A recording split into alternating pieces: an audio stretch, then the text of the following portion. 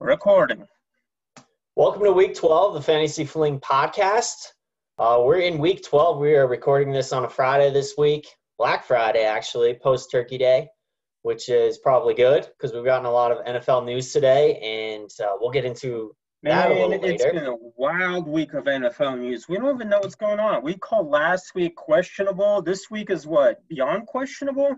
Doubtful, maybe. Yeah. This week, no Eric this week. It's just me and Paul, as Eric is visiting his mom. Which means you are about to get the best taco advice that's helped you win so many games this season again. As always, we're going to break down those hot and shameful plays from the prior week, and then we're here to preview the Week 12 main slate.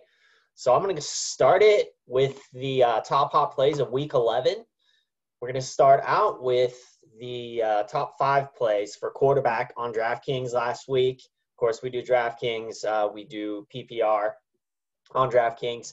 But number 1, we have Deshaun Watson with 31 points.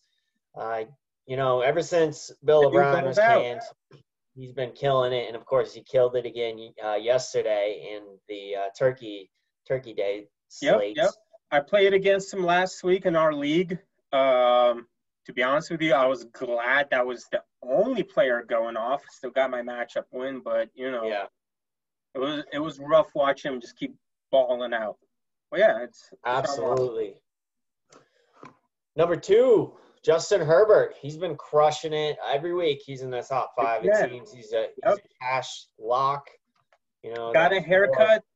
It's not Samson hair. It doesn't matter. The dude's still balling out. Yeah. Herbert, number 3, Taysom Hill. He was a cash lock for me this past week. 4,800 on DraftKings, only 24 points. But, 4,800 is really good. Probably not going to get him that cheap this week, though, huh? Take that. I'm sure he's going to be fine. This week we got Kirk Cousins, 23 points. Of course, he coming in at the number 4 spot. Ryan Tannehill rounding out that top 5 with 22 points. And then with running backs, Dalvin Cook, he has been the guy this year in cash when he's played, when he's been healthy. He was number 1 again, 25 points. Derrick Henry went beast mode on the Ravens once another 22 or 24-yard touchdown in overtime definitely bumped you up in points if you had him. Yeah, that was big because otherwise it wasn't the best game for you if you paid up for Henry. It's 20 points. Yep. Ezekiel Elliott, he's not seen this top 5 list very often this year, but he did this week 11. So he got 19 points. J.K. Dobbins, 18.5. And then Melvin Gordon had himself quite a game against the Dolphins. He rounds out the top 5. He was just under J.K. Dobbins. We're gambling. It's always gambling. You probably won't see number 4 and 5 consistently on this list. You definitely won't see number 4 this week with the Rona. And who knows what the Broncos want to do this week. But, yeah, I get it. Yeah. He had a good week. Well, Paul, I will let you list the wide receivers. Keenan Allen. He is on my fantasy team. He is consistent. Herbert loves him. He throws to him a lot. Williams is the other wideout. Is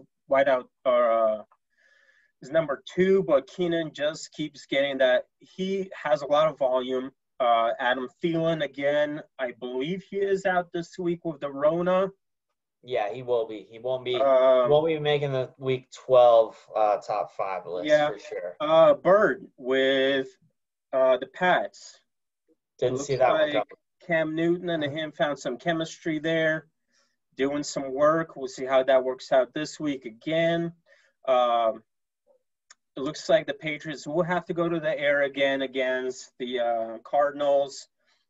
It's a good offense. Might have to match it. Yeah. Devontae Adams, obviously no shock there, and Deontay Johnson. I really believe he is the number 1 receiver on that. We kind of started season thinking it's Juju. You don't really know. Right. We'll see again. They do have a favorable matchup this week going up against the the Rona birds. If the game happens Tuesday, we'll see it. As of this recording, the game has been moved until Tuesday. And then we do have the Thursday Cowboys-Ravens game moved until Sunday, I believe. So we are pushing some games. So we do like to give you good advice every week, but obviously the best advice is get your locks in between the game. Don't put in your Sunday locks on that Wednesday night. The games move. Yeah. It's been a wild season. But yeah, I guess moving on to tight ends. Well, and just to piggyback on to what you said real quick, Paul, he doesn't play DFS. He's just here he's along for the ride. So he's gonna do a little bit of the season long, but he doesn't really play DFS. So, but he'll still shine you some knowledge. Yeah, exactly. Go ahead with the tight ends. Don't look at the taco in the background. Where's your background? Anyways, let's keep on going. All right. So now we're moving on to tight ends. Obviously, number one, Kelsey. Wasn't there this week. Andrews, great again. Goddard, you're looking at the Eagles' offense. I mean, they got to go to something, right? Yeah. Well, we should preface this by saying Kelsey and Waller were the top two tight ends, but they weren't on the main slate because we do DFS main slate. We're just listing guys who were on that main slate. Yeah. So that'd be Andrews, number one, Goddard, number two. Tonyan, Rodgers looks to have pretty good chemistry with him. He's like one of those tight ends where they really don't pay attention to him, and all of a sudden he gets out there. Hunter Henry, second week in a row, got another touchdown, and Eric Ebron, that's a great offense you're looking at. They're bound to throw some stuff to him. Yeah. Go ahead, Brandon, with the defenses. Lay them out. For sure. So with the defenses, we have shocker here. Didn't see this one coming. The Browns coming in at number one with 20 points. Anytime you get 20 points, you have to have touchdowns on defense. If you're going to hit that many points, you're getting a special teams touchdown, you're getting a pick six, a fumble, recover for a touchdown, maybe multiple, whatever it may be. They crushed it, 20 points. Steelers and the Panthers, they could tie for that number two spot. Both had 17 points. And then the Saints, they really put it on the Falcons. Matt Ryan was just horrible. Like, for a long-time veteran, yeah, sacked 8 times, but a long-time veteran, he just has the worst, pocket awareness. Most quarterbacks that have played that long and at the level that he did for so many years, they would understand, I need to throw the ball away, I need to run. He just sits there and just thinks that he has all this time. It's really. And that's the thing. He is going up against that matchup again in week 13, and Marshawn Lattimore was out this week. Yeah. Well, and this week it's not looking good because Julio Jones might not play. Yep. And even if he does, he seems to come out of the game a lot because of the hamstring issue, and Julio Jones isn't in there. Matt Ryan is even worse. But anyways, Washington football team, they've got a good defense. Eric talked about it last week. They crushed the Cowboys yesterday in the Turkey Day slate. But last week they were number 5, and I'm sure if they were on the main slate, they would probably be the same. But anyways, so as we talked about, last week as we were recording the podcast a little late last week and even later this week, I've had COVID. Now I got my results back earlier this week, so it was official. I've been kind of down and out, just really I had mild symptoms, but just really killed my energy. So this back, man. Yeah, I'm happy. I hate you and I hate talking shit to you. No, I'm sorry. I love you and I love talking shit to you. Yeah. Just happy to be kicking it, to be well, to be alive. For sure. I will say this past week, so I had one, believe it or not, I had one of my best cash weeks in DFS on DraftKings last week. And I don't know what it was. I think sometimes it becomes paralysis by analysis, you overanalyze things and you make mistakes. And it's it's a phenom that a lot of people talk about. It's not just me. I've heard like multiple other people, like whatever their first initial, plays for that week, those were the plays they should have went with, because then they ended up tinkering with their lineup too much. Oh, It's kind of like with the league, right. don't tinker, like they always Don't say, don't stop tinker. tinkering. So you mess with it too much and you kind of screw yourself. Regardless, I did probably the least amount of research that I've done, and I had my best week. So I averaged pretty much in cash lineups. Like I lost a few head-to-heads, but it was just because the person that I went against was just up there with me, so I lost by like a point or two. But overall, in cash, like I didn't really lose any in my 50-50. And head-to-heads, I won like 90%. Yeah. So I averaged like 158 points this week. I mean, they say go with your gut. So This week, obviously, I had Dreezy Breezy, who's on my team. I had to replace him. It was either Cam Newton or I wanted to pick up Stafford. I reached out to Eric, who's not here with us today, and he said, go with your gut. And the first thing I thought, that's a terrible idea, man. My gut is always wrong. Reach out to Cam, got my W, secured for the week. Let's move on next week. Yeah, absolutely. Well, my hot plays for week 11, cash, I had really a few quarterback plays, and they all pretty much crushed it based on points and then, on their price. Watson, 34 points.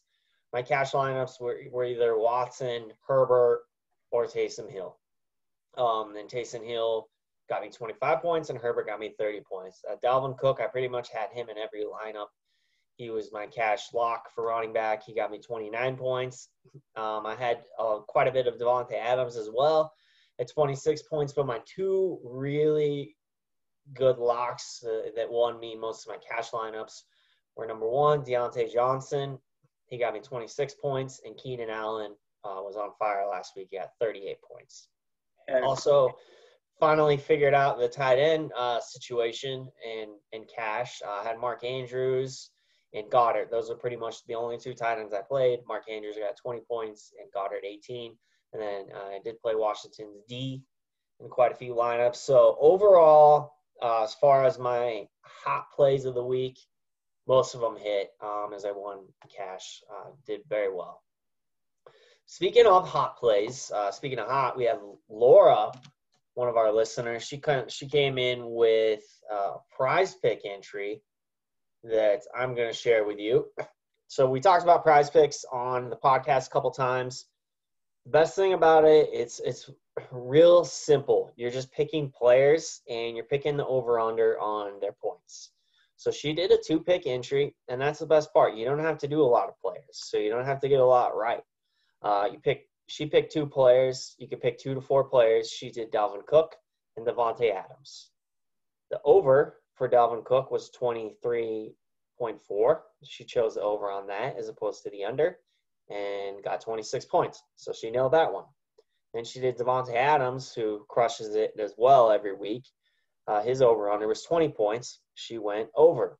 He got 23.6. So she hit both of her 2-pick entry. Now, there's 2 ways you can do this. You can do a flex play, and they'll 2x your entry. Or you could do a power play, and they'll 3x it. So if you do the flex play, she would just had to get one of them right, and she would at least won that entry. But if you do the power play, essentially it's a parlay. So a 3x it. She did the flex play. So she got, I think it was like a $25 entry. She got $50. So the good thing about doing prize picks, again, it's simplified. It's easy. It's not you against Shark. It's not you against the field. It's just you against the props. And if you use code FLING, they will match your deposit 100%, up to $50 if you sign up. So definitely check out Prize Picks. You can find them in the App Store or prizepicks.com. Now, we've already went over your hot plays, Paul. Now let's talk about your bad plays. What mistakes did you make? Your walk of shame for the week. My walk of shame was of last week. Yes. Man, my biggest walk of shame of this entire season, and it's been biting me in the ass, left and right, and I love this dude to death, has been Juju. Yeah. And I He's love not the number one. You already know Drafted him me. as the number one, I'm a huge gamer. And Juju is a huge gamer. He's got his own gamer. That might be the biggest thing of it all. Maybe the guy just needs to get off Call of Duty for a week or two, or for a day or two, read a playbook. But he either absolutely goes apeshit for me, gets me 20 points, or nothing. I guess this week might be favorable going against the Ravens, who are looking like they're going to go into that Tuesday night game with absolutely nobody. They're going to look at the 49ers with their B squad in. But yeah, Juju, man, I love the man to death, but it's hard to trust him week by week. That'll happen. Well, you and I are going against each other this week in our league. We are going against each other this week. I hope that he does play Tuesday and does absolutely nothing. All right? Hate. Need another big game from Deontay. So I'm sad that game is not going to be Deontay, they realize he's wideout number one, because Juju shines when they realize he's not number one. Yeah. Well, my walk of shame, I didn't have too many. Like I said, I had a great week in cash. And I definitely feel like I've cracked the code in cash. I'm not going to get too cocky, but I've been winning consistently. Even when I don't have a good week, I don't really lose a lot. I just kind of break even or maybe lose a little bit. So, but a couple of the guys who didn't do as well for me, I thought they would do better. James Robinson, I got 11 points. I was running some optimals, and Adrian Peterson kept coming up, and I was just like, I didn't feel good about it. So I ended up changing his exposure to like 0% after I put him in a few lineups, and I'm really glad I did that because he got me 1 point. And it was pretty sad to play him, but of course yesterday on Turkey Day he went off. So apparently this was the week to play him, but I didn't do any of the Turkey Day lineups. Jacoby Myers, I think that was kind of the Stephon Gilmore. He got a little bit of that treatment. I wasn't really considering that aspect because he was kind of a cash lock for me because his target share has been so high recently. But yeah, only 6 points. Shaquem Grant, he sucked. Just because Tua wasn't very good. He got sacked a lot. He didn't look very well. He got benched for Fitzpatrick. So, and then Marquise Brown, man, that has been like my most shameful play all year in DFS, and I drafted him. I think a lot of people are busting Hollywood Brown. Yeah, he's been a bust. Like it should be there, but it's not. Yeah. It's kind of good thing I didn't play him in cash because it can either be there or it's going to get completely shut down. Yeah. Yeah. Well, good thing I didn't play him in cash because I knew better, but in GPP I played him, and he still got me 0 points. And I get it, it's GPP, but when you have a guy with 0 points, that's just shameful. You're done. Yeah. We're trying to win here. I'm not trying to come in mediocre. This isn't week by week fantasy football where you're mediocre can still win you a game. Yeah, well, we are looking on now. We are on to the Week 12 main slate. Let's go. A little more high scoring than last week for sure. At least let's projected as so. Let's get some excitement going this week. Yeah, we got number 1, KC at Tampa. That looks to be a much better game, hopefully, for Brady. Going against Mahomes, it's not in prime time, so we know Brady at this point in his career fucking sucks in prime time. We'll see how this week goes. KC at Tampa, 56 points. The game of the week shaping up to be LA Chargers at Buffalo, 53 points. We have the Raiders. Carr has looked really good, actually. It pains me to say, but Gruden has done a lot with him. He's actually anybody's going to look good against the Falcons this week. That's a good choice to have this week. Yeah. And I know you're playing him against me this week because of the Lamar Jackson situation. But to be quite honest with you, I think that's probably a better pick because I believe Lamar had something like 10.2 points last time he won against the Steelers earlier in the season. Yeah, it's probably a better play. Now you're looking, as much as I want you to lose, that's the better pick of the two. Absolutely. I still hate you, and I love you, but I hate you mostly. Well, just under the Vegas and Atlanta game at 53 points, we have Tennessee at Indy at 51.5 points, and then also Carolina at Minnesota at 51 points. So overall, there's more games over 50 points this week on the main slate than there was projected Great. last week. Exciting ass football. Everybody loves that. Somebody wants to end this fantasy. Look at their scores. Like, oh, who's gonna hit 100 first? Let's ball out. Well, we're kind of flying through this because it's just me and you this week, but that's fine. I'm going to start it out with a quarterback. So I'm going to list a few guys I like, and if there's like one quarterback you like this week, regardless of price or whatever, just give we'll let you go after me.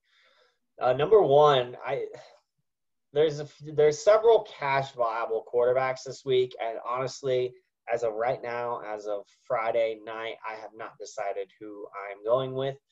Mainly because there's not a ton of value all over the slate. So it's becoming harder to pay up for these guys that I would like this week. So I'm kind of waiting to see on the injury news. There's a couple of guys I'm looking at.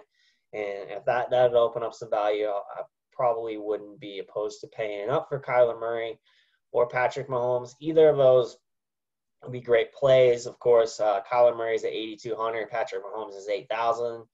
On DraftKings, Kyler Murray had that shoulder issue. I'm not too worried about it. He seems to be off the injury report for shoulder, so he seems to be good. It's going against New England, though, so we got Gilmore on Hopkins. Hopkins is a stud, but I don't know how that's going to change. Give me a second. They have a 25-point team total for Murray, and Mahomes is a 29 team total. The other two guys, I'm probably not going either of those, even though they'd both be good plays. The two guys that I'm more interested in this week would be Josh Allen and Justin Herbert. Because that game is such a high scoring game on the slate, plus their prices and their team totals. Herbert's been money. Josh Allen is good as well. He's got a 29 team point total. Those are probably the two that I'm looking at more, leaning towards Herbert. That said, Taysom Hill, he's a little more expensive this week, but he's still in a good matchup as well, again, against Denver. Mm-hmm. So I'll probably have a combination of those three in my cash lineups. Taysom Hill at 6,200 this week, and Justin Herbert at 7,200, and Josh Allen just a little above that. Man, I want to kind of go off Taysom Hill because, obviously I had Breezy. I'm a big fan. Either way, Justin Herbert's going up against the Bills. It's a high-scoring offense with the Bills, so he's going to have to match it. The ball's going to get thrown around. That's how we want to see the game, right? Right. None of us think this is going to be some kind of defense shutdown game. With what we saw out of Taysom Hill, great week last week, but the Broncos did shut down Tua last week. So if I had to lean between the two, I would go with Justin. Yeah. The Broncos, I don't know, man. You flip a coin, and it depends how they want to play. They're either going to play complete garbage, or they're going to come out and shut you down. And they did that last week, and they held They held Miami to 10 points? So you never really know. I think, honestly, a safer bet would be going with Justin Herbert. Yeah, agreed. Probably where I'll lean, but, diversified a little bit. Hey, man, you got to throw some. The wild cards are what wins, right? Yeah. You got to throw some shit into the fire, Moving on to running back, Dalvin Cook, we talked about it. He's been the guy. Once again, he's a top choice. He's in a smash spot. He's going against Carolina. They're horrible against the run. but you're going to pay up to get him. So it's really going to be hard to pay up for Dalvin Cook and also pay up for a quarterback. There's just not going to be enough money to go around. So, but there is some value relief on some of these other running backs. You know, Dalvin Cook is the guy that I'm going for this week. You just can't really overthink it. Wayne Gallman he's in a really good matchup against Cincinnati. He's going to be 5,000 this week. And, you know, if you're paying up for Cook, you're pretty much going to have to go with a Gallman type. Now, news came out today, though, that Gurley's not expected to play. So Brian Hill would be my other dive play. And, you know, if we're looking at 5,000 or under, he's only $4,000 on DraftKings. He could be a good play. And then, you know, I'm just waiting to see the news on some of these other guys. I like Mostert if he does play at 5,600. Salvin Ahmed has been rolled out. Myles Gaskin is potentially supposed to come off IR, and he could play. So I would like Gaskin as well if he plays. Otherwise, it's a toss-up. Play Breida. Breida's definitely a dive play. I don't know. I don't know that I want to play Breida. I'm not in cash. It's just too risky. Yes. You can be splitting carries, and, you know, if you play a guy like Breida, even at 4,000, if he only touches the ball a few times, he can crash your lineup, your cash lineup. I mean, great calls, Brandon. Great calls. Other thing I was going to throw out there. It's a tough week for running back. It's pretty up there. CMC is going to be out, and the Panthers are looking at a next week bye again. So I think they're going to sit him this week, and they're going to sit him obviously through the bye and get healthy through the rest of the season. It's probably not going to matter too much for the Panthers as far as going into the playoffs. Obviously, with the Saints and the Bucks really clinching the top seed and any kind of wild card chance the Panthers are going to have. But it looks like they still want to play CMC through after the bye week. But this week, Mike Davis, I play Mike Davis. You're looking against the Vikings defense. And, man, CMC is out. He's going to have another heavy workload. Yeah, my problem is with Davis is, A, he's 6,900, and B, if you're playing – I don't like playing two running backs in the same game. It's just the game script doesn't normally set up for it. So if you're playing Cook, I'm definitely not playing Davis. But, yeah, I get you. Season long, it's not a bad play for sure.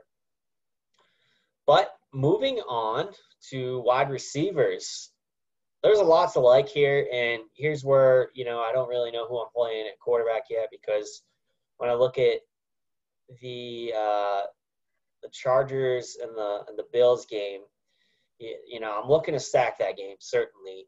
Diggs, 7,600, I really like him. Also, Keenan Allen. I'm a little worried about Tre'Davious White, but Keenan Allen's target share is so high. It's been 30%. You know, spiked to 40 last week. He's such a good route runner that, I don't know, he's still probably a good play. He's just, his salary has come up a bit, and matchup worries me a little bit at 8,000. But I wouldn't be against it. So, like Diggs, also, John Brown is expected to possibly miss a game. If he does, we got Gabriel Davis. He's basically a lock. Because he's only $3,000. And if he gets to start, you have to play him. The other guy that I might potentially play over like Keenan Allen this week would be Michael Thomas, because Taysom Hill comes in last week. The throws, he did throw a lot. I was kind of surprised, but the throws that he made were easy routes. They're the Michael Thomas route, the slant route. Michael Thomas routes work for that offense. Yeah. So Michael Thomas. That. We can call it easy routes all we want, but guess what? Yeah. Easy routes win that game. Yeah. Well, he's cheaper. He's a little bit cheaper than Keenan Allen, and he got over 50% of the targets last week. So he's like a safety go too. Yeah. Yep. He's a good cash play. With Thielen out, I do like Justin Jefferson this week a little more at 6,300. That's some better cash relief. Yellow gloves. Yeah. Some better cash relief there. And then I'll go back to Jacoby Myers. You know, he's not going to have the same matchup he had last week. So I do like him a little better this week, 53 hundo. Not a bad play. I mean, there are some other value plays. I would consider Aguilar too at 4,900. And, if you're kind of punting a little bit in one spot with the matchup being as good as it is against Atlanta, I feel like he's definitely seen a lot more snaps and targets recently. So I can definitely roll with Aguilar this week and feel comfortable. Whereas, he had 30% target share last week. Mm-hmm. Any wide receivers you're looking at this week? No, I'm gonna go with you. Taysom Hill is very comfortable with Michael Thomas. I mean, here's the thing. The guy, it's his second week through. I get it, second week with the first team practice. And, we all want to talk shit about him, Slant Boy. Well, guess what happens when it's second week through? Slant Boy is the comfortable target you go with. We can't ignore that, right? Yeah. Let's see. What is Keenan Allen? Let me look at his projected. He's somewhat chalky. He's like 24%. Yeah. I mean, Keenan Allen is – that's not accurate. Yeah. He's Herbert's go-to. His other is Mike Williams. Mike Williams does get a fair share. And to be honest with you, Mike Williams is like an up and down. You really – it's a feast or famine to play with Mike Williams. Yeah. He's kind of like hey, I need a go-ahead touchdown, throw it up. He's a big dude, and he will. Yeah, he's a good GPP play, but not cash. Yeah, because of that reason. The consistency. You don't know if he's getting anything or if he's gonna catch and all of a sudden like Hail Mary pass. Not even a Hail Mary, but like. Yeah. This is a guy you target in the corner of the end zone. Big dude. He's gonna get up there.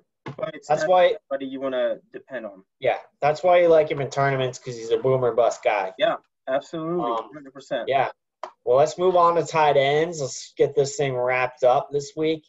There's the two guys. Obviously, Kelsey is the premier. He's in the highest, team game total with 56 points, the highest team total. The thing is he's $7,000. So he's been the number one tight end. He is the number one tight end with Kittle, out this year. But I don't know if there's enough value to pay up for tight end. Same with Waller. He's going against Atlanta. I mean, it's a great matchup for him. You're probably, if you're going to pay up for tight end, you're probably better off paying up for Waller as opposed to Kelsey. Unless, of course, you're in tournament format. The other two guys that I like, if I'm looking for more of a pay down option, I'm probably putting Jordan Reed in all my lineups. He got 6 targets in week 10. He's healthy. He's got another week. He had a week off to recover. That's always been the worry about him is health. But his price and, him being in the tight end and the Shanahan offense, they see targets. So he's certainly a really good option. And then the other one would be Gronkowski. Him and Brady got chemistry. I mean, they always have, and that's projected to be the high-scoring game. So 4,400. Be a game I think it's going to go to the air a lot. I think they're going to have to keep going up against each other. It's not going to be something where they're going to grind it out for 7 points. Yeah. Yeah. Agreed. And then the other, as far as defenses, I'm definitely not paying up for defenses. I just don't believe in it. It just doesn't pay off. Like, remember, we had this discussion last week with Eric. He's like, the Dolphins, pay up for the Dolphins against the Broncos and Locke.